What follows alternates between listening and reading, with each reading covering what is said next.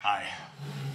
It is the morning following my 41-kilometer cross-country ride through what can only be described as pretty slow and energy-robbing trails. I'm pretty tired, okay? Looking at the calendar here, so my last rest day was Tuesday, so 1, 2, 3, 4, 5 days on, none of which were particularly, easy days, so boom!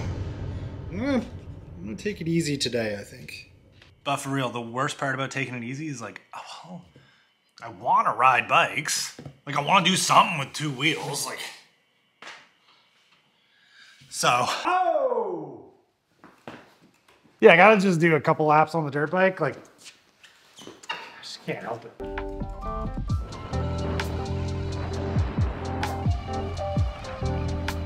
Bit of a snowy Spindatt pit test. Actually looks like some people have been in here today. That's great.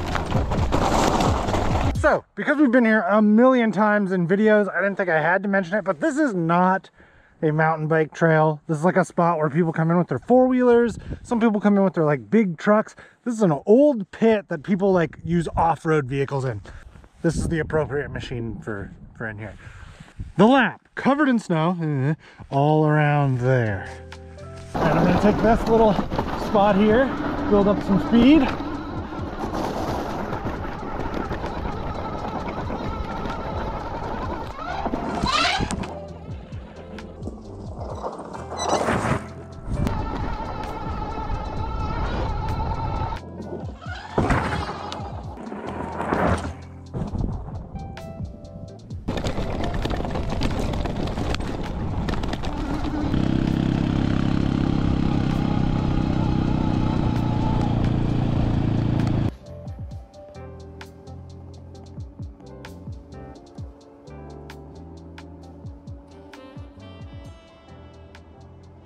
I really love riding this thing. There's kind of nothing else that I would change about it. Swapping out the bars was easily the best move ever. But there is one glaring issue with this thing that I would like to address here and now.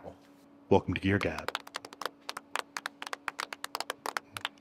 Okay, so as you know, I ride this thing like a dirt bike. I jump it, I treat it maybe a little bit worse than maybe some people would. And a really annoying thing, literally day one with this that happened, was this.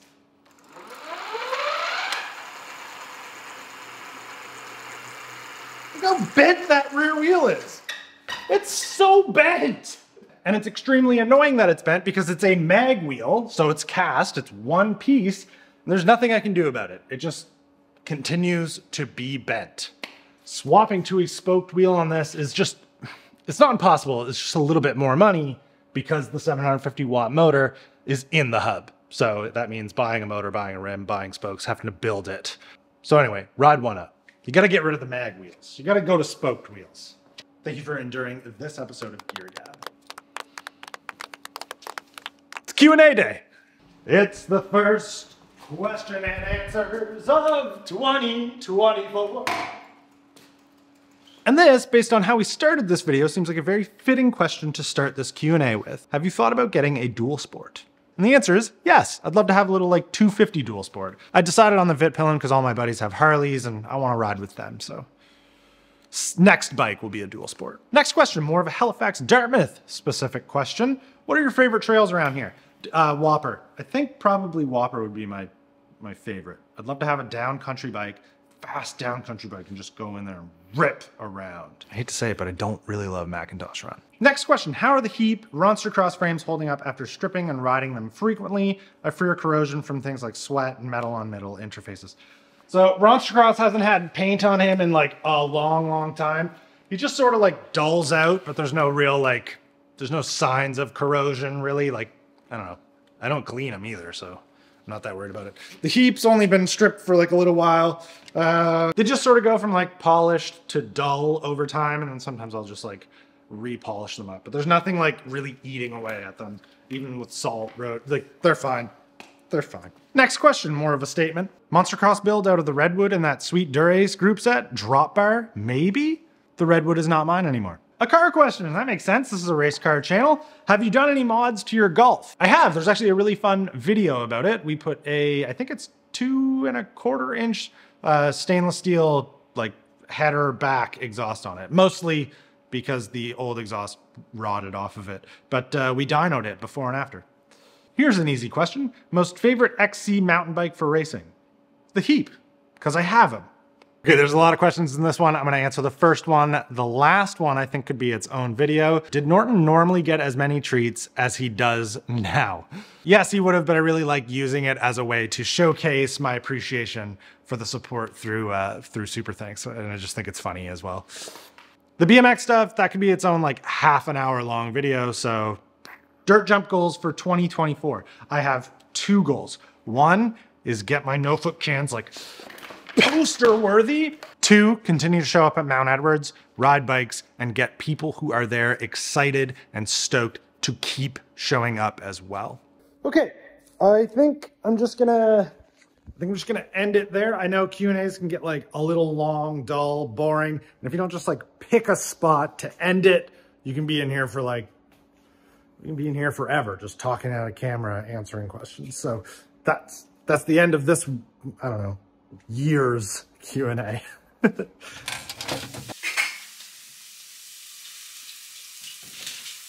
Oh, still here at the end of the video.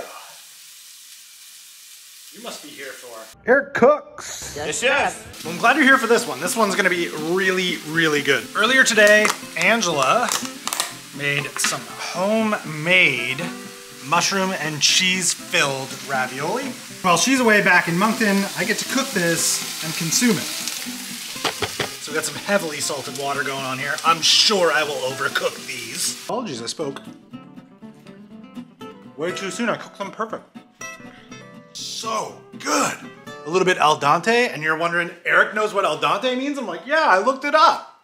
I looked it up to say it right now. Now, because she is, you know, a dog mom, maybe a little ridiculous as well, prepared some meat to go into these little raviolis that are gonna go in Norton's dinner, which I'm gonna call his treat, so thank you to this Super Thanks contribution. I'm literally cooking dog ravioli right now, but they're ready. Get Norton plated up here. Okay, King. Ready? You're gonna lick it. Okay. I feel like ravioli is like a plate thing. I feel like for a mushroom thing, maybe a lot of people would probably say red sauce is wrong, but I'm just a red sauce kind of person. I just really love red sauce. It's a 2 out of 10 presentation. Okay. First bite with sauce. No hot sauce required, I don't think. Shouldn't. Already tastes so good. Oh my gosh, Angela. The filling is so good. I'm just gonna end it there. Holy frig! What a good episode of Eric Cooks.